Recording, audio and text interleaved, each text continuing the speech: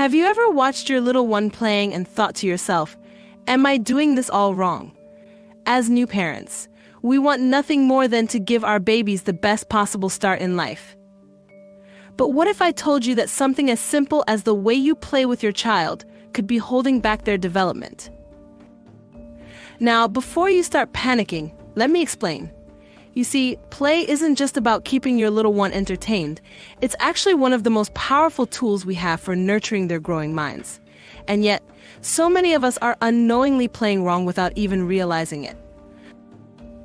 I know it sounds crazy. How can there be a right or wrong way to play? But stay with me here. Research has shown that passive, non-engaging activities like plopping your baby in front of the TV or handing them toys that don't require much interaction aren't doing much for their cognitive development. What our little ones really need is active, hands-on play that encourages them to explore, experiment, and engage with their environment.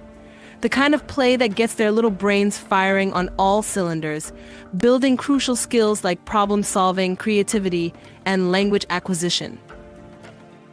Now, I'll be honest, when I first became a parent, I was guilty of playing wrong too. I'd sit on the floor with my firstborn, handing him toys one by one, hoping to keep him entertained. But he'd quickly lose interest, and I'd feel like a failure. It wasn't until I started incorporating more interactive and stimulating play that I saw his eyes light up and his mind start to bloom. In the Caribbean, we have a rich tradition of games and activities that promote cognitive development in little ones. From singing nursery rhymes and clapping games to playing with everyday household items like pots and pans, our ancestors knew the value of engaging play.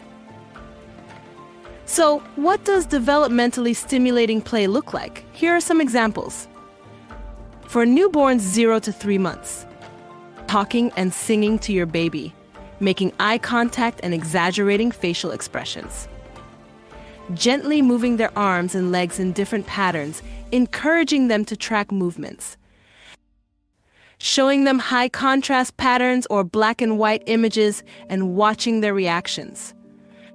For infants 4 to 8 months, playing peekaboo or hiding toys under a blanket and encouraging them to find it. Narrating your actions as you go about your day, describing colors, shapes, and textures. Using household items like plastic containers or wooden spoons for them to explore with their senses. For older babies 9 to 12 months, building towers with blocks or cups and letting them knock them down, reinforcing cause and effect. Reading interactive books and encouraging them to turn pages or point to pictures. Playing simple memory games by hiding objects and asking them to find them. The best part, these activities not only promote cognitive development, but also foster strong bonds between you and your little one. And don't worry if you can't afford fancy toys. Get creative. Household items like pots, pans, and empty containers can be just as effective and budget-friendly. Now, I know what you're thinking, but my baby has such a short attention span, or they just want to play with my phone all the time. Trust me, I've been there. The key is to keep it short, mix it up, and set boundaries around screen time. Engaging play doesn't have to last hours.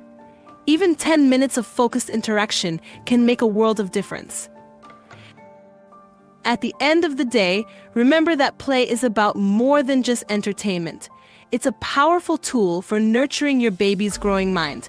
So embrace the joy of play, get creative, and let your little one's curiosity guide the way.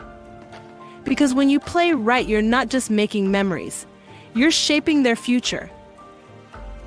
If you want to learn more Caribbean-inspired tips for fostering your baby's cognitive development, be sure to check out my playlist on baby early learning tips, and don't forget to subscribe for more parenting wisdom straight from the islands.